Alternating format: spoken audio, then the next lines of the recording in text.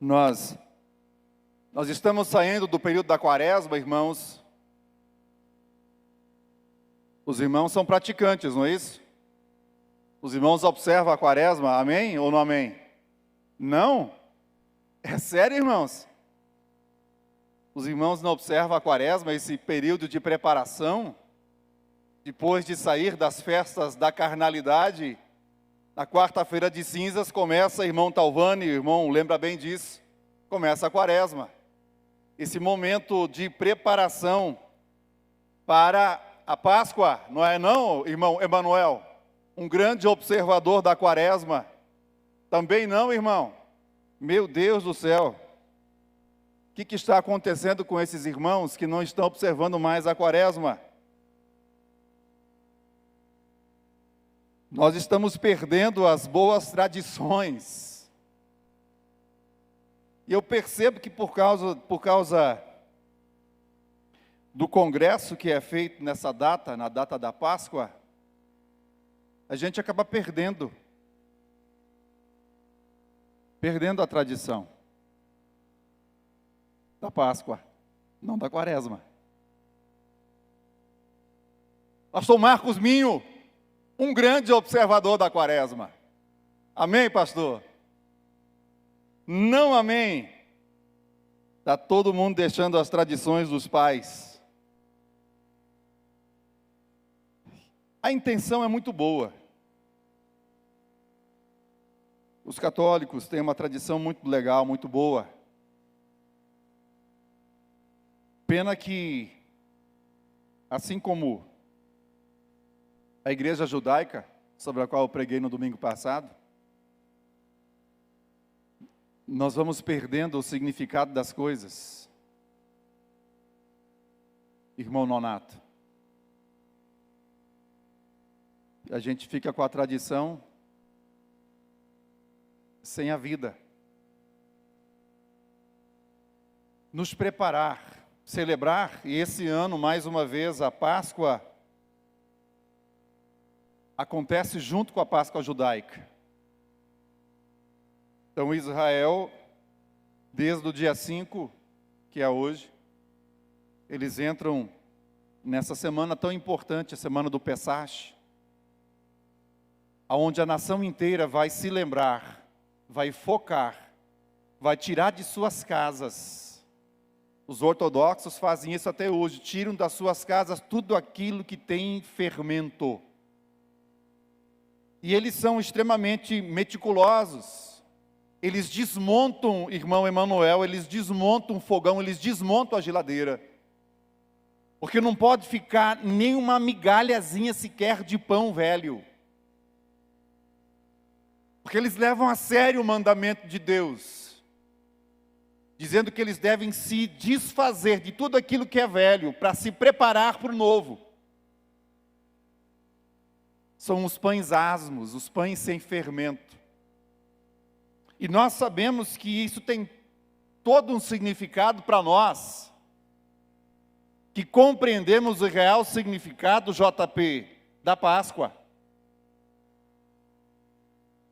Todos nós, pelo menos deveríamos compreender o significado da Páscoa, que é essa recordação de que um preço foi pago para que nós pudéssemos ser livres. Todas as vezes nós, enquanto cristãos, nós deveríamos nos lembrar do domingo, que é o dia do Senhor, o dia que Ele ressuscitou, e o domingo da ressurreição vem aí. Nós acabamos de sair do domingo de Ramos, e estamos hoje na quarta-feira. Eu quero falar um pouco mais, nessa quarta-feira, sobre a última quarta-feira de Jesus aqui na terra. Porque nós estamos vivendo essa última semana de Jesus. E ela é muito importante, porque ela tem muitas lições profundas para cada um de nós. Mas enquanto cristãos, nós entendemos que o domingo é o dia do Senhor, é um dia de descanso. Mas nunca houve um dia de descanso, nunca há um dia de descanso, irmã Elisângela, para aqueles que estão vivendo no Egito. Porque são escravos, e escravo não descansa. Nós perdemos a importância do dia do Senhor, porque nós só temos o dia do Senhor, nós descansamos no domingo, no primeiro dia da semana, porque foi o domingo que Jesus ressuscitou. Mas o judeu, a herança judaica que nós temos, é do sétimo dia. Deus instituiu o sétimo dia, o dia de descanso, para aqueles que haviam tido somente uma vida de escravidão. Eles nunca descansavam no Egito, e agora no deserto, eles aprendem a parar num dia da semana para descansar, para voltar a sua atenção para Deus, que os libertou da escravidão. Olha como nós perdemos a importância das coisas. A gente nem se dá mais conta que um preço alto foi pago. Deus pagou a nossa libertação. Para descansarmos, nós vivemos numa cultura cristã que descansa um dia na semana. E eu estava lembrando nessa tarde da Quaresma. Porque quando a gente mora no interior, pastor Marcos Minho, você já morou no interior que eu sei, lá no interior da Bahia, na grande cidade de Riachão das Neves. E quando você mora no interior, essas coisas ficam mais perceptíveis. E eu passei a prestar mais atenção nas celebrações. E lá eu vi, então, os católicos fazendo as reuniões nas casas, na Quaresma. Como eu falei antes, é muito legal o princípio por trás, porque eles estão se preparando para a Páscoa. E como nós, irmãos, como nós falhamos nesse quesito, porque a gente está celebrando muito mais o nascimento de Jesus, que tem muito mais atenção nossa hoje, nós temos muito mais atenção ao nascimento, que Jesus nunca mandou a gente guardar, e a gente está se esquecendo da morte. Que tem uma data, pelo menos uma data, que o mundo inteiro, o mundo cristão para lembrar de que o Filho de Deus precisou morrer para que nós pudéssemos ter acesso a Deus, para que nós pudéssemos ser livres de uma vida de escravidão. Porque todos nós, antes de sermos achados por Jesus, nós éramos escravos de Satanás. Viver uma vida de liberdade. Como eu disse antes, nós estamos na quarta-feira, então nós já passamos pelo domingo de Ramos. E nesse domingo eu confesso aos irmãos que eu não vi nenhum movimento dos nossos irmãos católicos com os ramos nas mãos. Porque no passado eu vi as pessoas caminhando com os ramos, eu lembrei, hoje é domingo de Ramos. E esse ano eu não vi. Me dei conta nessa semana de que nós passamos. Eu nem fiz menção aqui no domingo passado, domingo de Ramos. Peço até perdão para os irmãos aqui, para os homens principalmente, né, que eu nem lembrei do domingo de Ramos. Mas irmãos, quais são as implicações em entronizar Jesus? Quais são as implicações quando nós entronizamos Jesus na nossa cidade? Quando nós entronizamos Jesus na nossa vida? Quando a gente prepara esse caminho. E é muito bonita a ação das pessoas, foi muito bonita a ação das pessoas em se despir de suas roupas, para que o Senhor passasse por cima delas. E sempre quando eu olho para esse texto, eu fico me perguntando, será que nós temos esse desprendimento hoje, de servir ao Senhor com a nossa profissão? De render isso ao Senhor, de proporcionar para que o Senhor entre na cidade, entre na vida das pessoas, ocupe o seu lugar, na Jerusalém, no centro da devoção. Usar a nossa profissão para fazer isso, para facilitar, sermos facilitadores para que Cristo entre, para que Ele seja aclamado. Mas nós já passamos pelo domingo de Ramos. Nós estamos então agora aqui na segunda-feira. E o que implicou entronizar Jesus? Na segunda-feira, vamos para o texto, que os irmãos aí já devem estar prontos para a leitura. Marcos capítulo 11, verso 12 diz assim: no dia seguinte ao quê? Dia seguinte ao quê, meu cunhado, grande leitor da Bíblia? Depois do domingo de Páscoa, depois do domingo de Páscoa, no dia seguinte, quando saíram de Betânia, teve fome. Jesus estava ficando aonde? Em qual é a cidade que Jesus estava ficando? Qual é a aldeia? Por nome de... Qual é o nome, irmãos? Betânia. Então fala para o irmão perto de você, ele está saindo de Betânia. E qual é o significado de Betânia? Bet-ania, duas palavras em hebraico. Beit, que é casa, e ania, que é casa de misericórdia. Casa dos pobres. Casa dos miseráveis. Casa dos leprosos. A última semana de Jesus na terra, ele passa essa semana em Betânia, entre os pobres, entre os necessitados, entre os doentes, porque era em Betânia que ficavam os leprosos. Betânia fica a mais ou menos 3 quilômetros de Jerusalém, onde ficavam os doentes, a cidade dos miseráveis, a cidade dos pobres, a cidade dos necessitados. Jesus passa a última semana perto deles. Ao sair de Betânia, então, vendo de longe uma figueira com folhas, foi ver se nela, porventura, acharia alguma coisa. Aproximando-se dela, nada achou, senão folhas, porque não era tempo de figos. Então lhe disse Jesus: nunca mais, nunca jamais, coma alguém fruto de ti. E os seus discípulos ouviram isso. O evangelista Marcos faz questão de registrar aqui que não era tempo de figos.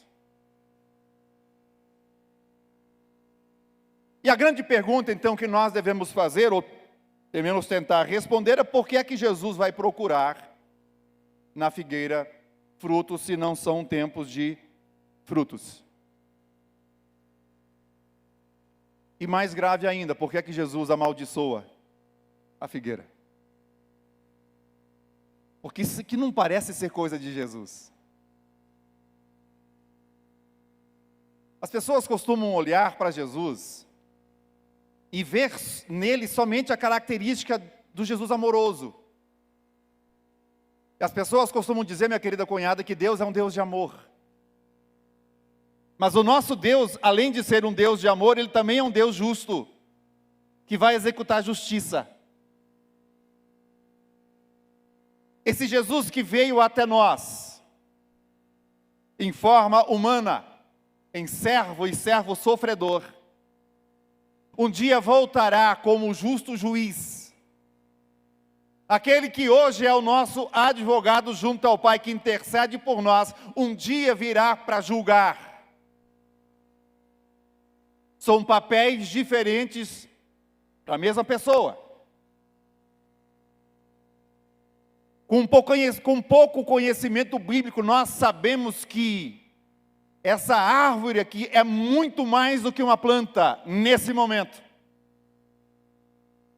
É muito mais do que uma figueira. Porque nós sabemos que a figueira representa na Bíblia a nação de Israel.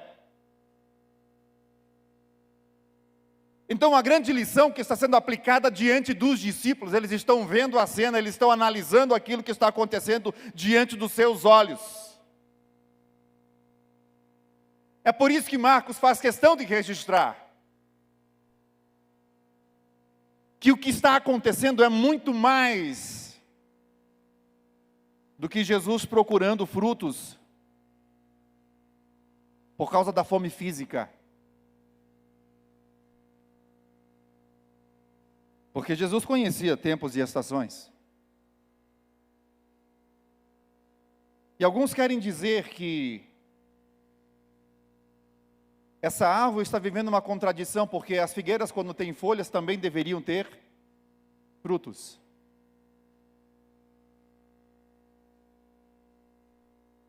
Jesus olha para a figueira e amaldiçoa a figueira.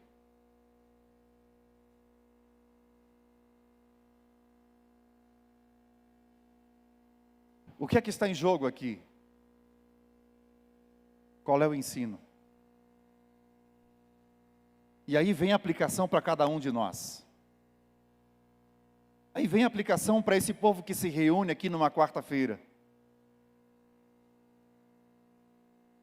Qual é a advertência para nós?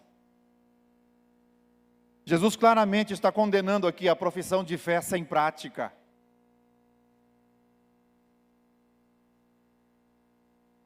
Porque Israel, essa igreja judaica,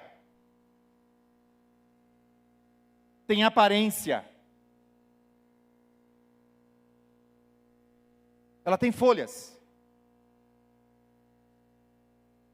E por ter folhas, ela deveria também ter frutos. E não é a primeira vez que Jesus está chegando em Jerusalém. E o que ele vai perceber em Jerusalém, mais uma vez, no coração da nação judaica, é que ela tem aparência, mas não está entregando os devidos frutos. Quantas vezes nós, enquanto crentes, temos aparência de cristãos, mas não estamos entregando fruto para Deus? Mateus no capítulo 7, do verso 15, diz assim: acautelai-vos dos falsos profetas, que se vos apresentam disfarçados em ovelhas, mas por dentro são lobos roubadores. Pelos seus frutos os conhecereis. É claro que isso aqui também se aplica a mim e a você. É pelos frutos que nós somos reconhecidos. É pelos frutos que nós somos conhecidos. Nós não somos conhecidos ou reconhecidos pelas folhas, pelas aparências. Lucas capítulo 3, verso 8 diz assim: produzi, pois, frutos dignos de arrependimento, e não comeceis a dizer entre vós mesmos: temos por pai a Abraão, porque eu vos afirmo que dessas pedras Deus pode suscitar filhos a Abraão. E também já está posto o machado à raiz das árvores. Toda árvore, pois, que não produz bom fruto, é cortada e lançada ao fogo. Nós encontramos, irmãos, várias advertências que servem para nós, de que há uma expectativa da parte de Deus que nós não tenhamos somente folhas, somente aparências, mas que tenhamos frutos. Irmão, não ache, não se deixe ser enganado por Satanás, achando que esse Deus, e esse é o argumento do apóstolo Paulo na carta aos Romanos, quando ele traz uma advertência aos gentios, e gentios somos nós. Se Deus foi severo com Israel, a figueira verdadeira, se eles foram cortados, se eles foram arrancados, vocês acham que vocês que foram plantados de figueira brava, Deus vai passar panos quentes? Deus vai tolerar o comportamento de vocês, ramos improdutivos, ramos que não têm frutos? Paulo adverte a igreja de Roma. E a advertência, os irmãos sabem, elas valem para nós também. Está ligado na figueira? Você precisa produzir fruto. Jesus identifica na nação de Israel só folhas, só aparências.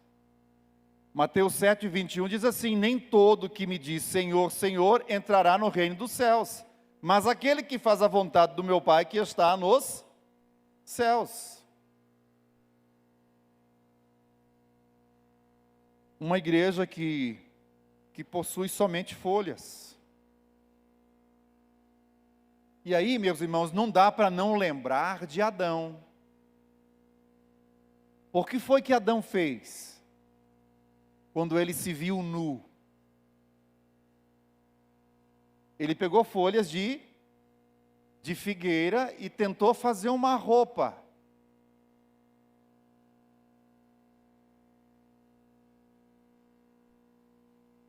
Como nós podemos nos assemelhar a Adão?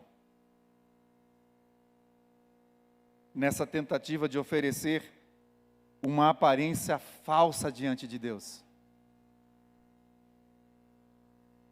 Irmãos, tem muita gente dentro da igreja achando que consegue enganar a Deus com folhas. Achando que consegue enganar a Deus com o seu jeito de resolver as questões. Porque a ação de usar folhas de figueira para disfarçar não é só de Adão. A humanidade continuou a fazer a mesma coisa. Todas as vezes que nós tentamos dar um jeito naquilo que nós estragamos, ou naquilo que está estragado dentro de nós estamos produzindo folhas de figueira. Tem muita gente tentando resolver os seus problemas com o método de Adão. Mas qual é o problema do método de Adão? O problema do método de Adão é que ele não funciona. Que mensagem tremenda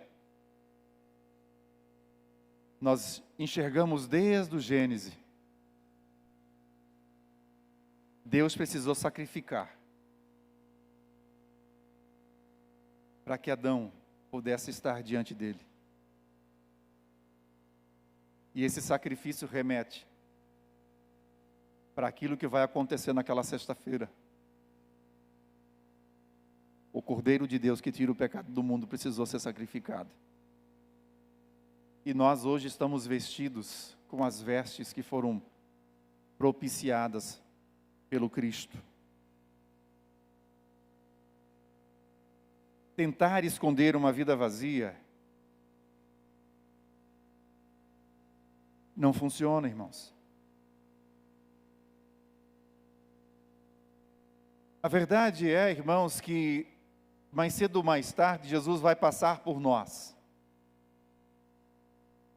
e vai olhar, vai procurar em nós frutos. E ai de nós, se tivermos somente aparências. Olhando daqui, eu vejo um bocado de crente sentado. Mas essa minha forma de ver, a forma do Senhor nos olhar é completamente diferente, é muito mais profunda. Tem uma notícia, uma boa e outra ruim, irmão. A boa é que você pode tentar me enganar. A ruim é que você não engana o sumo pastor, que vê além das folhas, que vê além das aparências. Os discípulos, meus irmãos, os discípulos, eles não perceberam a seriedade do acontecimento. Naquele dia, naquela segunda-feira, eles não compreenderam a profundidade daquilo que estava acontecendo diante dos olhos deles. Eles não estavam vendo as consequências de uma vida sem frutos.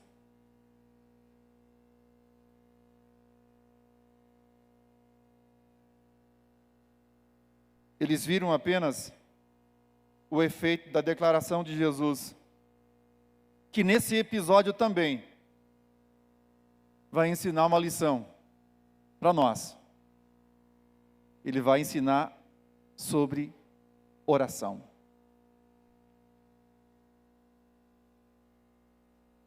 O poder da oração com fé. No Evangelho de Mateus, no capítulo 21, no verso 20, diz assim: vendo isto, os discípulos admiraram-se e exclamaram: como secou depressa a figueira. Jesus, porém, lhes respondeu: em verdade vos digo que se tiverdes fé e não duvidardes, não somente fareis o que foi feito à figueira, mas até mesmo, se a este monte disserdes, ergue-te e lança-te no mar, tal sucederá. E tudo quanto pedirdes em oração, crendo, recebereis. Essas são as lições da segunda-feira.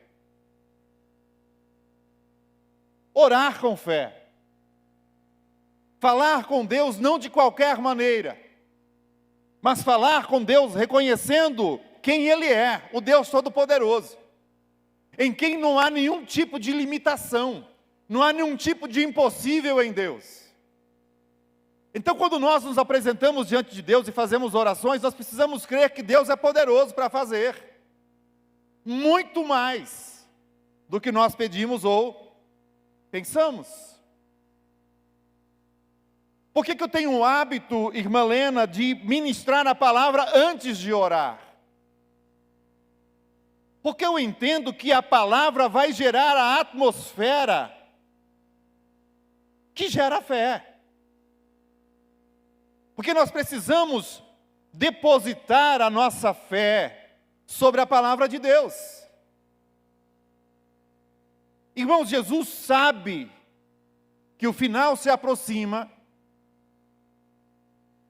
e mesmo com tudo isso, com todas as informações que Ele tem, essas informações privilegiadas do futuro, mesmo assim Ele para na segunda-feira e ensina lições para nós. Cuidado com as aparências. Não tente viver de aparências, porque isso aí tem validade. Tem um prazo de validade para as aparências. Elas não vão durar para sempre. E um dia ele vai passar por cada um de nós. E aí Ele ainda ensina os discípulos de que eles têm tudo para viver uma vida de vitória. Ele diz a eles que a chave para a vitória na vida, a chave para remover montanhas, a chave para remover obstáculos, coisas que são gigantes para nós, mas que, da perspectiva de Deus, são muito pequenas. E como é que faz para vencer esses obstáculos? Como é que faz para remover os obstáculos que se deparam nas nossas vidas? Oração. Simples assim, irmão. Orar com fé. A fé é uma expressão da vida espiritual que existe em Cristo. A fé se expressa. A fé se expressa em palavras. A fé se expressa nas nossas orações. Por isso que eu tenho ensinado aos irmãos, pelo menos aqueles com os quais eu convivo, que andam mais perto de mim, que você tem que tirar da sua oração, se tu podes. Você nunca pode usar na tua oração, se tu podes, Senhor. Porque é incoerente, Deus pode todas as coisas.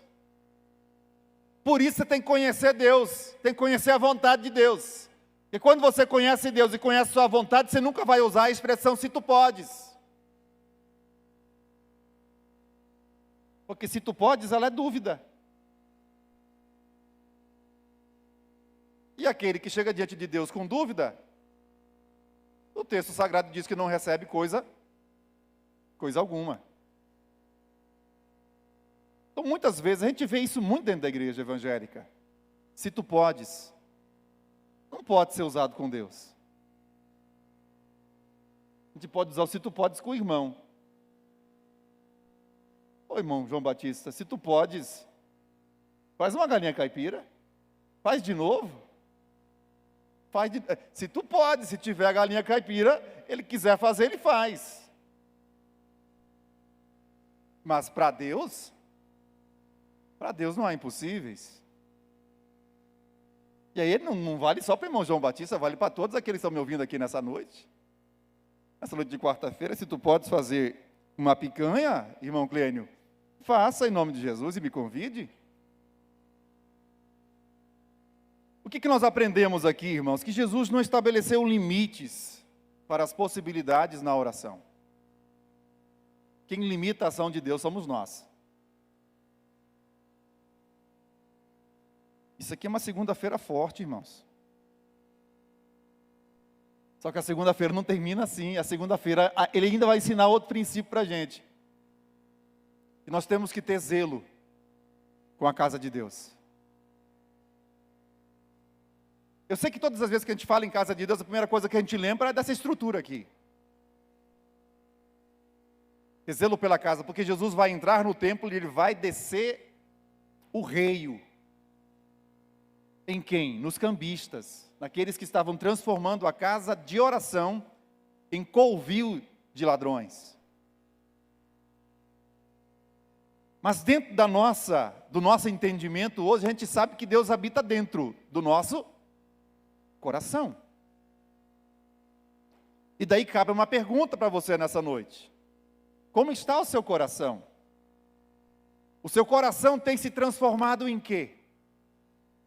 Em casa de oração ou em covil de salteadores?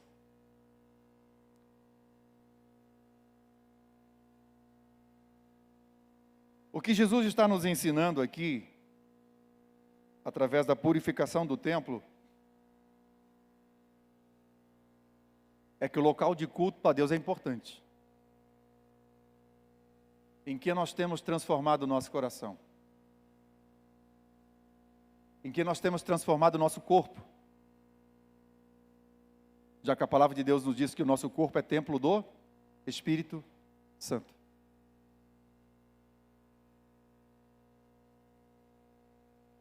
Jesus expõe a desonestidade, a hipocrisia, a corrupção.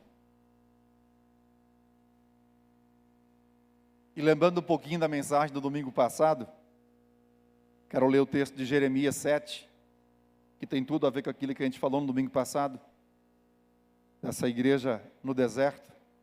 Jeremias 7, verso 8. Eis que vós confiais em palavras falsas, que para nada vos aproveitam. Que é isso?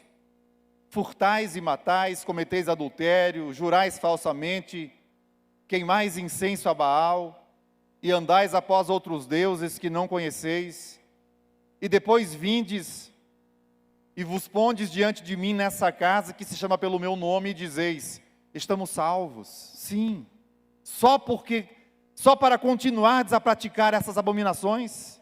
Será que essa casa que se chama pelo meu nome, será essa casa que se chama pelo meu nome um covil de salteadores aos vossos olhos? Eis que eu mesmo vi isso, diz o Senhor.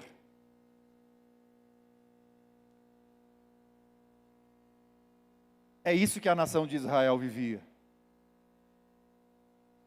E uma coisa, irmãos, que nós não podemos esquecer, é que essa nação inteira que sai do Egito, sai circuncidada. Antes de participarem da refeição da Páscoa, antes de comerem, de se alimentarem do cordeiro, eles precisaram ter feito circuncisão. Toda a nação que foi liberta da escravidão fez circuncisão. Aí você vai entender a profundidade do cinismo. Porque eles fizeram todo o ritual externo. Mais uma vez, olhando para eles, você via forma de religião. Eles têm uma aliança com Deus, só que no coração não. E porque esse coração nunca foi circuncidado, eles não puderam possuir a terra.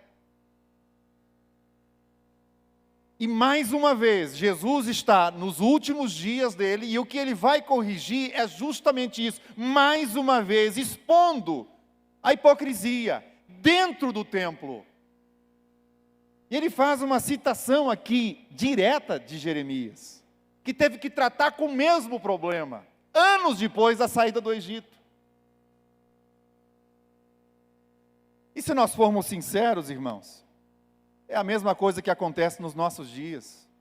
muita gente que frequenta a igreja nunca teve um encontro verdadeiro, transformador com Jesus Cristo. Ainda continua guardando pecados escondidos, camuflados no coração. Mas exteriormente parecem que são fiéis a Deus, parece que estão aliançados com Deus. Então Jesus expõe essa fé fingida, Jesus expõe a forma errônea que eles estão tratando o templo de Deus, e nós fazemos essa aplicação muito mais ampla para as nossas vidas hoje, porque nós somos templo do Espírito Santo. E a gente tem que ter cuidado com aquilo que nós fazemos com esse templo. Na terça-feira, ele passa a terça-feira inteira. São aqueles textos no Evangelho de Marcos, de Mateus, que ele fala da volta, que ele fala da grande tribulação, que ele fala do maior mandamento. Jesus está delineando, fazendo um risco no chão e propondo à nação de Israel que se posicionem. E a terça-feira foi um tempo de posicionamento. Foi na terça-feira que os religiosos decidiram matar Jesus. Nós temos que matar esse homem. É ali que eles fecham os acordos. Vamos eliminá-lo. Por quê? Porque eles não estavam dispostos a mudar de vida. Tem que matar Jesus. Na quarta-feira, meus irmãos, ele está na casa de amigos. Na quarta-feira, ele está em Betânia. Marcos capítulo 14.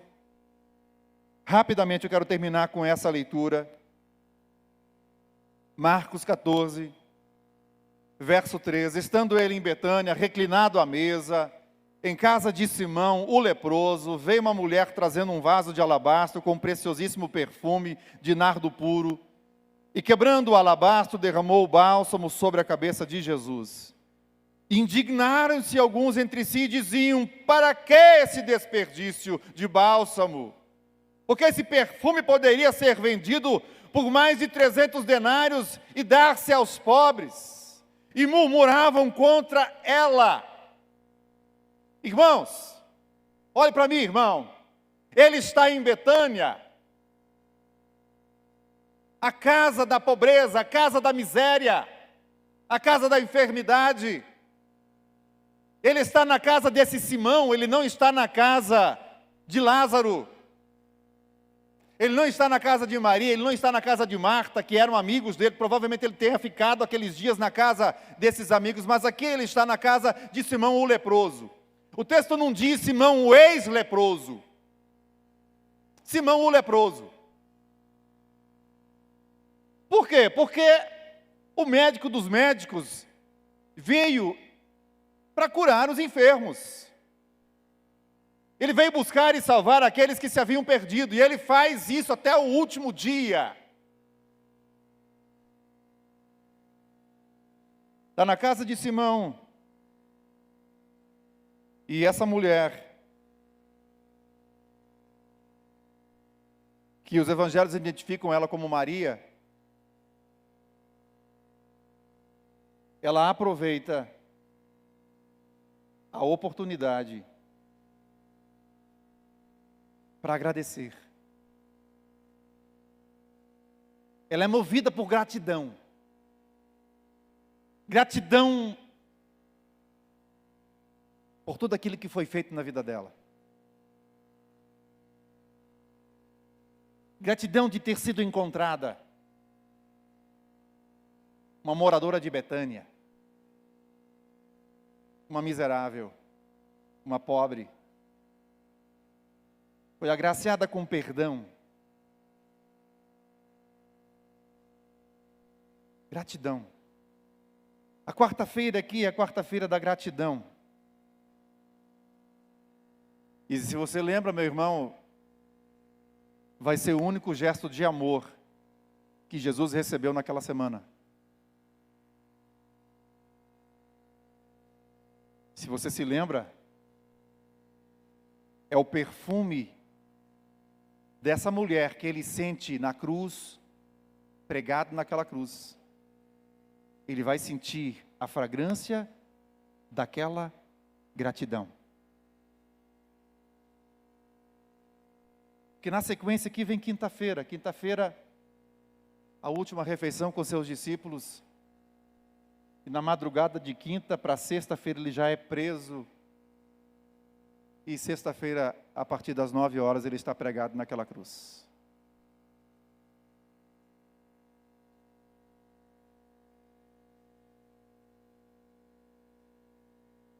A palavra usada por Marcos aqui, para que esse desperdício, é a mesma palavra usada lá no Evangelho de João. Veja aí, Evangelho de João, capítulo 17, verso 12. É a mesma palavra. Olha que coisa interessante, irmão. Chamaram aquilo de desperdício.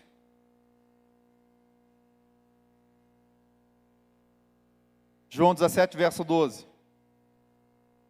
Quando eu estava com eles, guardava-os no teu nome, a oração de Jesus.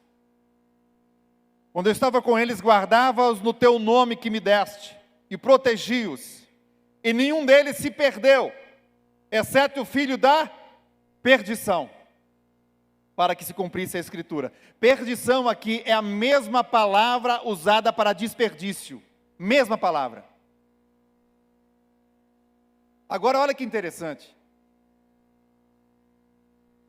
Quem é que está desperdiçando o quê? É a mulher que está desperdiçando o seu dinheiro, demonstrando gratidão, ou é Judas que está desperdiçando a sua vida? Quem está desperdiçando o quê? E aí, meu irmão, vale uma advertência para nós. Porque nós podemos estar fazendo a mesma coisa que Judas estava fazendo, desperdiçando oportunidades. Desperdiçando oportunidades para sermos gratos a Deus nesse tempo, nesse momento. De vivermos uma vida de liberdade, de libertação. E para piorar ainda mais, irmão Clênio, o nome de Judas significa louvor.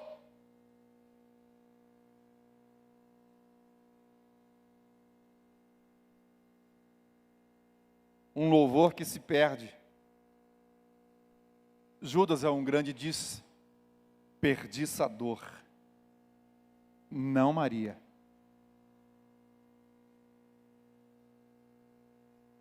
Como você tem vivido a sua vida? Desperdiçando oportunidades que Deus lhe tem dado? Maria mostrou ser uma verdadeira adoradora.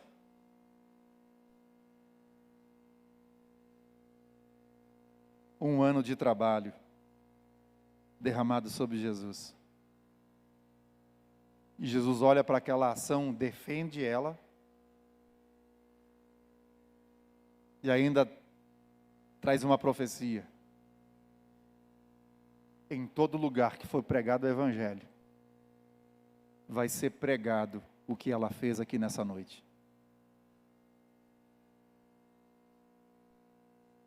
Deus não desperdiça nada.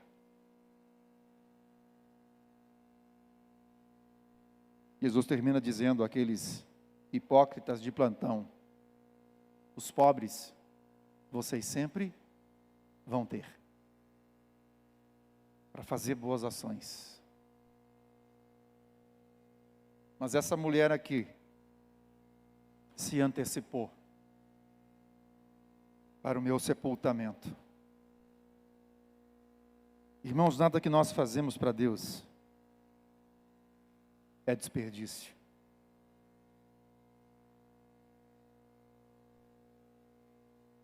Por que Judas? Por que Judas traiu Jesus, um dos 12? E justamente por causa dessa noite, desse momento aqui, é que ele decide trair. Por quê? Os evangelhos nos dizem que Judas nunca resolveu esse problema de caráter que ele carregava. Os evangelhos dizem que ele metia a mão na bolsa que os discípulos carregavam as ofertas que Jesus recebia para o sustento do ministério.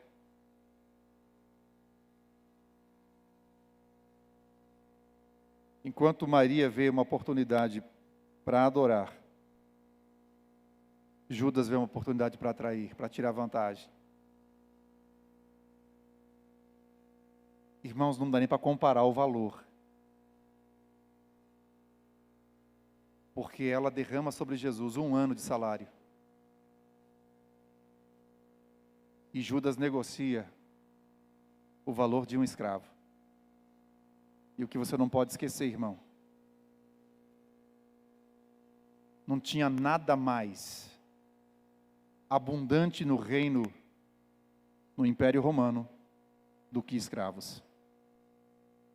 Era a coisa mais comum ter escravos à venda. Verso 6, mas Jesus disse, deixai-a, por que a molestais? Ela praticou boa ação para comigo. Quarta-feira ficou marcada pela gratidão e pela traição. De qual grupo você faz parte, meu irmão? Daqueles que têm aproveitado as oportunidades, daqueles que não têm desperdiçado a sua vida e usado tudo aquilo que vem à mão para honrar a Deus. Que nós sejamos uma igreja, não somente que tenha folhas, que tenha a aparência de ser uma igreja de Cristo, mas que tenhamos também frutos, frutos que permaneçam, frutos que agradem a Deus. Que a nossa vida seja marcada pela gratidão. Que as nossas orações sejam feitas com fé. Porque Deus tem prazer em atender as nossas orações, atender o clamor dos seus filhos. Vamos ficar de pé? Vamos orar?